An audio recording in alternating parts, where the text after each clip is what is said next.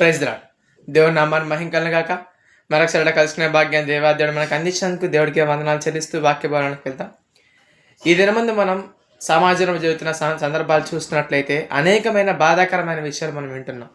అనేకమైన చోట్ల యుద్ధాలు జరుగుతున్నాయి. అనేకమైన చోట్ల కొన్ని చోట్ల అయితే కరువులు వస్తున్నాయి. ఎలాగైతే ఇప్పుడు ఇస్రాయేల్ గాజా మధ్యన యుద్ధం జరుగుతోంది, అలాగే యుక్రెయిన్ రష్యా మధ్య యుద్ధం జరుగుతుంది. అనేకమైన చోట్ల ఆర్థిక సంక్షోభాలు జరుగుతున్నాయి. అనేకమైన చోట్ల భూకంపాలు వచ్చి అనేక మంది మరణిస్తున్నారు. కొన్ని చోట్ల స్టాంపేడ్స్ జరుగుతున్నాయి. ఇవన్నిటికీ కారణాలు ఏమిటంటే దేవుని రాకడ త్వరలో రాబోతుంది.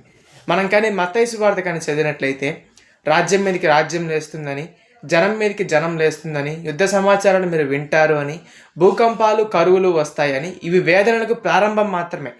ఇది ఇప్పుడు జరుగుతుందంతా జస్ట్ ట్రైలర్ మాత్రమే. మనకు జరగవలసినవి అనేకమైనవి ఉన్నాయి. కాబట్టి ఈ వేదనల ద్వారా మనకి ఎటువంటి ఆపద ఉండకుండా అంతం వరకు సహించగలగాలి మనం క్రైస్తవులందరూ కూడా.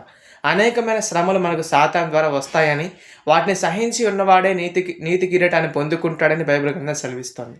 కాబట్టి ప్రియ మిత్రులారా, రాబోయే కాలంలో అనేకమైన శ్రమలు మనకు రావచ్చు. కాబట్టి దేవుని రాకడ తొందరగా ఉంది కనుక ప్రతి ఒక్కరూ కూడా శ్రమలు సహించి దేవుని నామను మహింకరంగా దేవుని ఎదుర్కొనే వారుగా తయారు చేయబడదు. ఈ వాక్యం దేవుడు దీవించి ఆశీర్వదించును గాక. ఆమేన్.